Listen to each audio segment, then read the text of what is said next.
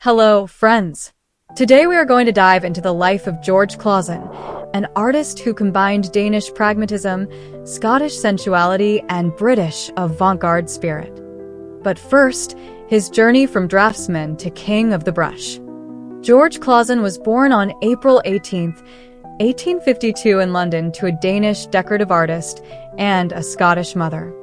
His childhood was spent in an artistic atmosphere, and at the age of 14, he began working as a draftsman for the construction firm Messrs Trollope.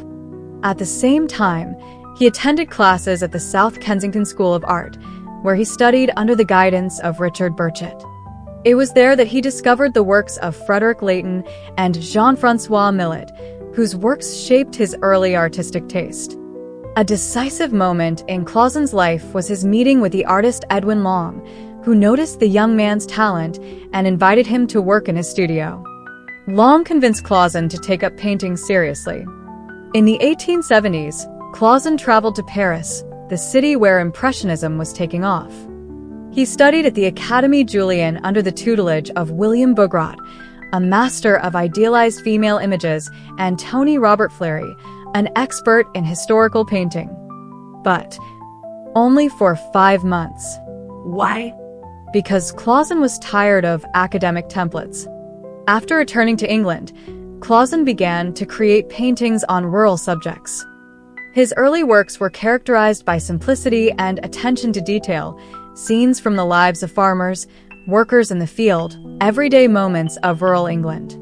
He combined realism with a soft play of light, which became the main feature of his style. In 1881, he married Agnes Clausen, who often became a model for his works. They had 3 children, a son, Arthur, and daughters, Margaret and Catherine. Children often appeared in his paintings, especially during the period when Clausen created intimate family scenes. George's career developed rapidly.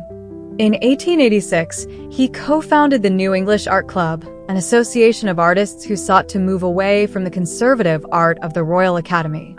In 1895, he was elected an associate member of the Academy, and in 1906 he became a full member. As a professor of painting, Clausen lectured at the Royal Academy and later published 6 lectures on painting, where he shared his vision of art. The First World War left a deep mark on Clausen's life. His son-in-law was killed at the front, and this grief is reflected in his work Youth Mourning, which depicts a young woman kneeling in a deserted field. The painting became a symbol of the losses and pain of war. We cannot publish this painting in this video due to some YouTube restrictions, but by clicking on the link that has now appeared on the screen in the form of a QR code, you can enjoy the beauty and grandeur of this work. Also, links to all the artist's spicy paintings that cannot be published on YouTube will be provided in the video. That is, if you see a QR code in the video, this is your invitation to view an interesting and frank painting. During the war, Clausen worked as an official military artist, creating a series of works for the Imperial War Museum. In 1927, Clausen was knighted for his contribution to British art. His works are in leading museums around the world, including the Tate Gallery and the Yale Center for British Art. George Clausen died in 1944 in the village of Coldash, where he was buried next to his wife. His legacy is the art of light and truth, which still captivates viewers with its simplicity and depth. Let me remind you that we need your support in the form of subscriptions, likes, and comments to this video. This is a very simple step for you and a great help for us in developing the channel. Thank you for your understanding, and I invite you to continue watching. The most interesting things are ahead. George Clausen began his career under the influence of European schools of painting, but gradually formed his own style, combining naturalism and the play of light. His first serious impressions were made by the Hague School and the works of Jacques-Joseph Tissot. During a trip to Holland, he admired Tissot's city scenes, in which the simplicity of everyday life was combined with an exquisite play of color and detail. At this time, rural scenes appeared in his work: peasants working in the field, ordinary life on farms, human figures against the background of nature. However, Clausen was most influenced by the French artist Jules Bastien-Lepage. In 1880, Clausen saw Lepage's painting, Hay Harvesters, in the Grosvenor Gallery and was struck by its honesty and simplicity. It was the moment of his creative epiphany. Inspired by Lepage's style, Clausen embarked on a creative journey to Brittany, where he created a series of paintings in the naturalistic style. His Girl at the Gate has become a symbol of this period, a simple rural scene bathed in soft light that emphasizes texture and color. In the 1890s, Clausen discovered the Impressionists and, under their influence, began experimenting with light and color. He no longer tried to accurately reproduce every detail. Now his paintings conveyed the feeling of the moment, the change of light and mood. In the works Fields in June, where the sun seems to melt the paint on the canvas, and Dawn in Midsummer, with a real fireworks of blue and gold, one can already feel the lightness and airiness of colors, soft transitions between light and shadow. Clausen was no longer just depicting rural life. He was creating its atmosphere, filled with peace and harmony. But he did not copy Monet. His light is dramatic, as if emphasizing the contrasts of life. Here's how he said it himself. The sun is not always gentle.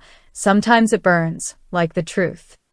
Although his style evolved, Clausen remained faithful to his main theme, man in nature. It was no longer just the art of the image, it was the art of feeling. George Clausen's oeuvre includes works that have become true masterpieces, each reflecting his unique style and deep understanding of light. One of them is Girl at the Gate, a painting that combines naturalistic precision with a delicate play of light. The painting depicts a simple rural scene. A girl stands by a wooden gate, and the sun's rays gently touch her face and clothes. This work not only demonstrated Clausen's mastery of light, but also brought him recognition. The painting was purchased for the National Collection, and today it is kept in the Tate Gallery. No less significant is his early work Schoolgirls, where Clausen addresses urban themes. In this painting, he shows girls walking down a narrow street, deep in thought. The painting conveys a special mood, a sense of silence, routine, and slight sadness. This work is currently on display at the Yale Center for British Art and is one of the most striking examples of his early period.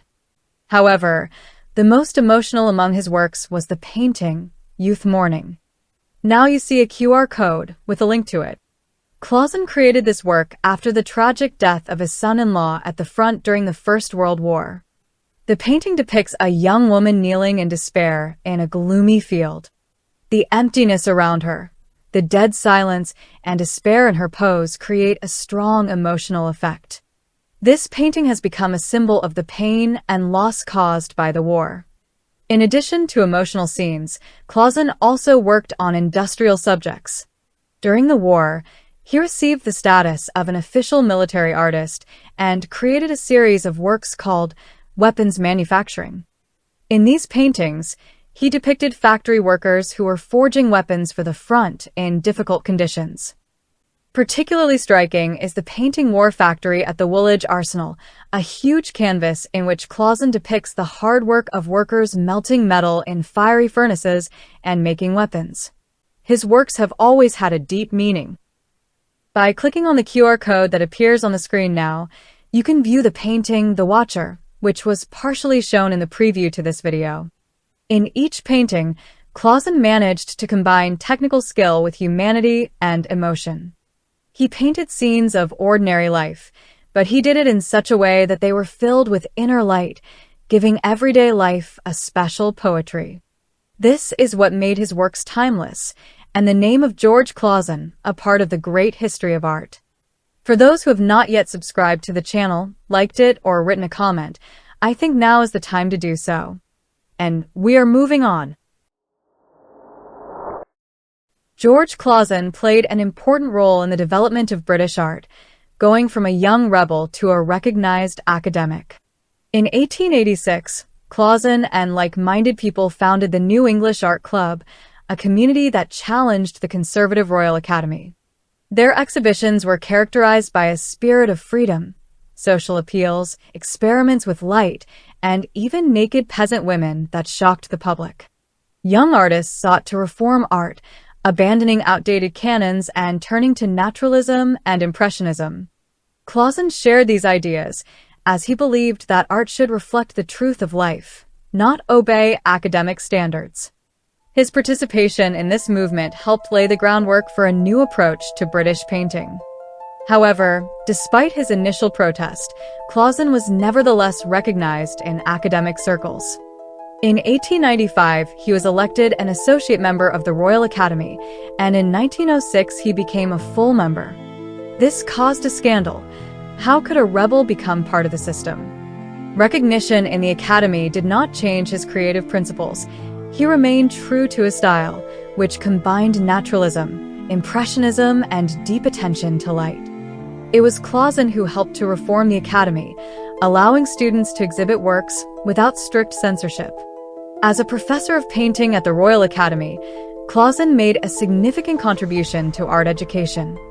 His lectures had a great influence on young artists, many of whom came to study because of his authority. In 1904, he published the book 6 Lectures on Painting, where he shared his vision of art.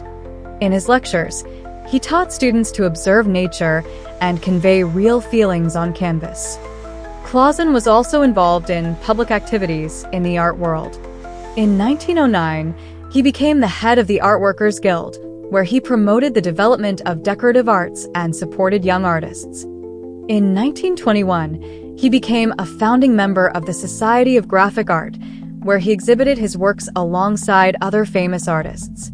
In 1927, Clausen was knighted for his contribution to British art.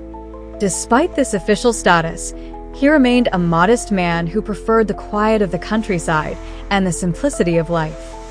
Next, see how Clausen's legacy has influenced contemporary art and why his works still sell for millions. George Clausen's legacy is a combination of classical traditions and an innovative approach to light and naturalism. His works have become part of the national artistic heritage of Great Britain and have found their place in the world's largest museums. The Tate Gallery in London, the National Gallery of Victoria in Melbourne, and the Yale Centre for British Art hold his paintings, including Girl at the Gate, Schoolgirls, and Weeping Youth. These works have become symbols of British naturalism and a deep understanding of human nature. His influence on art is still felt today, and his style has become an inspiration for many contemporary artists who seek a balance between realism and emotionality. In each of his paintings, one can feel not only technical mastery, but also a deep respect for life, nature, and humanity. In 2013, his painting Country Girl was sold at Christie's for £300,000, the price of an entire house in provincial England. This once again confirms the continued interest in his work. Despite the change in artistic trends, Clausen's works remain relevant because they convey universal human emotions, peace, joy, sadness, and hope. George Clausen lived a long life, devoting it to art and the search for light in the simplest things. His legacy reminds us that true art is not only about skill, but also about the ability to convey a sense of the moment, beauty, and truth. Thank you for watching this video to the end. If you liked this story, please like, subscribe to the channel, and share the video with your friends so that they can discover this genius. Write in the comments which painting by Clausen impressed you the most. I will be very interested to read your thoughts. Remember, art is not just the past. It lives in each of us. Thank you for making it a part of your present. See you in the next videos.